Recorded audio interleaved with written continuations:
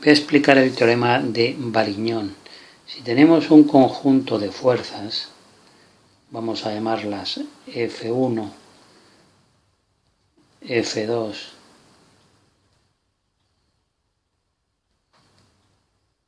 F3, etc. Fuerzas concurrentes de las cuales podemos hallar la resultante, que vamos a llamarla R. R, la resultante, será por lo tanto la suma vectorial de F1 más F2 más F3, etc. Bien, pues el teorema de Varignon nos dice ¿qué valdrá el momento con respecto a un punto de la resultante?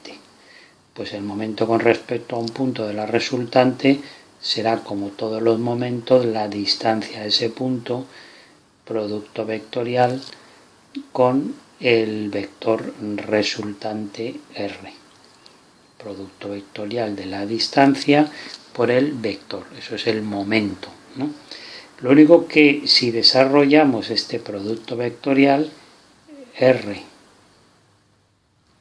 producto vectorial, y ahora en lugar de poner la resultante, ponemos lo que es la resultante, que no es ni más ni menos que la suma de todas las fuerzas, suma vectorial.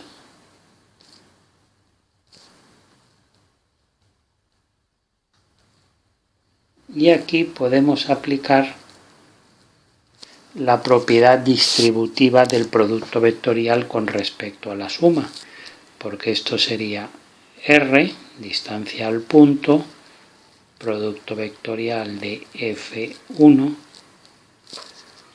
más distancia al punto del cual estamos tomando momentos por el vector F2, etcétera, ¿no? Más R3, no, R por, y así sucesivamente.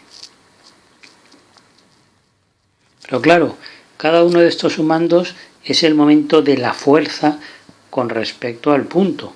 Por lo tanto, podemos continuar aquí diciendo que eso es M1, momento de la fuerza 1 con respecto al punto, más M2, momento de la fuerza 2 con respecto al punto, etc. De donde concluimos,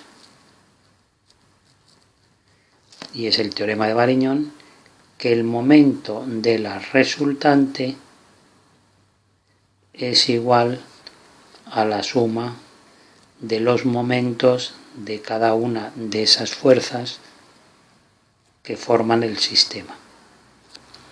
Esto es el teorema de Varignon. Ahora vamos a sacar una consecuencia de este teorema.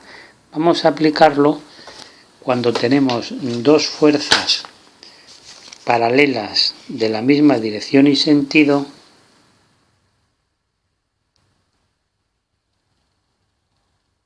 vamos a hacer esto.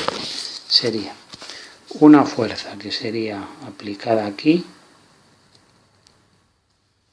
otra fuerza aplicada aquí, vamos a ponerla más larga, este punto que sea el punto A,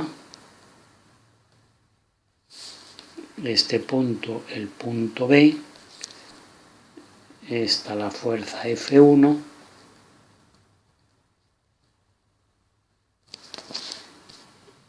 y esta la fuerza F2. Bueno, pues la resultante será el otro vector paralelo a ellos, que el módulo será la suma de los módulos, y en la misma dirección y en el mismo sentido. Esta será la R.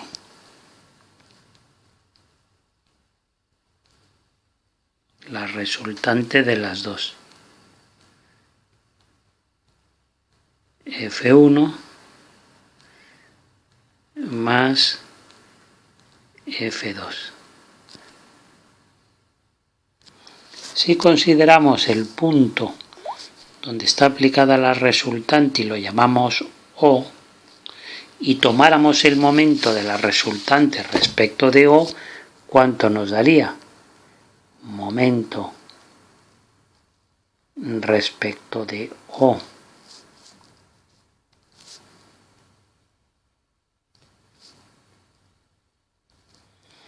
de R, ¿cuánto nos daría? Pues nos tiene que dar 0, porque el momento de una fuerza respecto a un punto que pasa la fuerza por ese punto es 0, pero la distancia es 0. Entonces, si el momento de la resultante es 0, y ese, por el tema de Bariñón, tiene que ser igual a la suma de los momentos, eso quiere decir que si tomo los momentos de F1 y de F2 con respecto al punto O, me tiene que dar 0.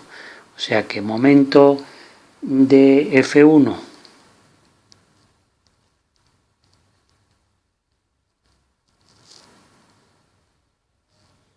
más momento de F2 tiene que ser 0, porque la suma de los momentos es igual al momento de la resultante. Vamos a tomar los momentos. F1, momento de F1 con respecto a O. Pues eso es F1 por OA.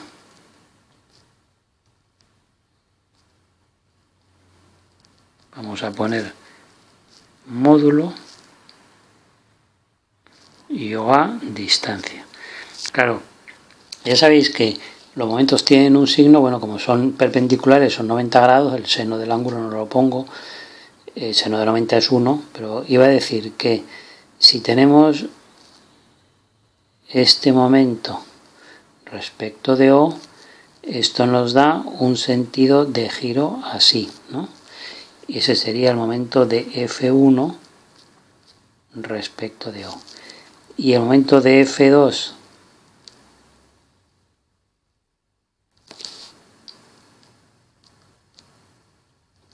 respecto de O, pues nos tenderá a un sentido de giro justo al contrario, ¿no? Este sería en sentido del de F2, en sentido de las agujas del reloj, y el de F1 sería en sentido contrario.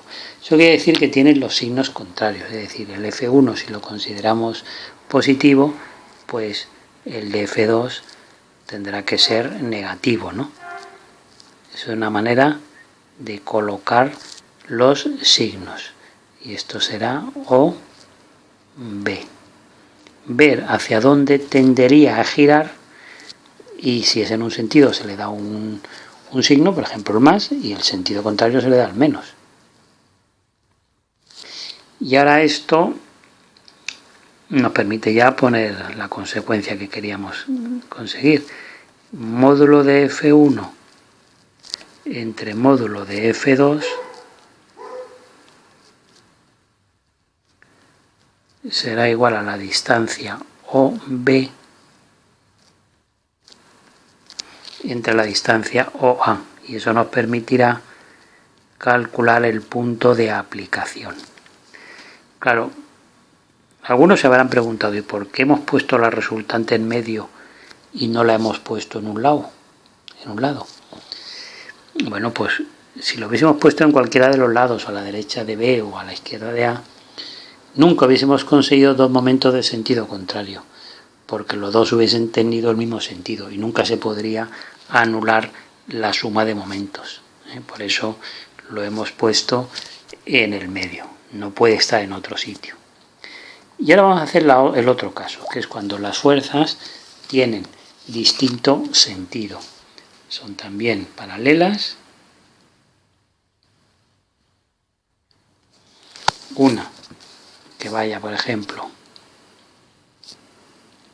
así un poco más larga, y esta un poco más corta. Esta que sea F1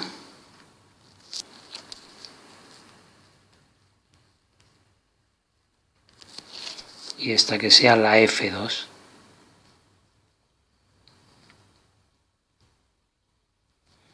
Los puntos, pues este es el B, este es el A y este sería el punto O, donde aparece la resultante. Ahora la resultante pues tendrá que ser la diferencia de las dos. El módulo tiene que ser la diferencia. Antes lo sumábamos y ahora lo restaremos. Esta es la R. Es la suma vectorial, pero el módulo será una menos la otra, ¿no? Suma vectorial F1 más F2, pero el módulo de R será el módulo de F1 menos el módulo de F2. Claro, el por qué lo he puesto en el lado de A es por lo que decíamos antes. Si queremos conseguir ahora que la suma de momentos sea cero, si lo pusiéramos en medio, al estar en sentidos contrarios, nunca nos podría anular el momento. Entonces, de la misma manera que antes, pues pondríamos sentido negativo, por ejemplo, F, una de ellas sentido negativo, otro sentido positivo, pues módulo de F1 por OA, lo mismo que antes, más el módulo de F2 por OB. Tiene que ser cero, por la misma razón. Uno va en el de A, si queréis lo repito aquí, pero es lo mismo que antes, ¿no?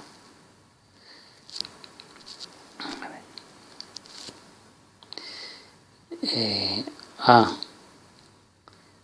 el F1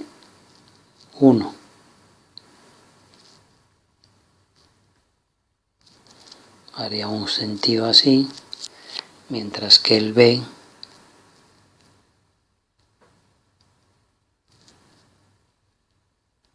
el punto B está F2 con respecto a O, nos daría un momento al revés, ¿no? Pues uno es positivo, uno es negativo. Y esto ya nos da pues la posibilidad de poner lo que queríamos, ¿no? F1 entre F2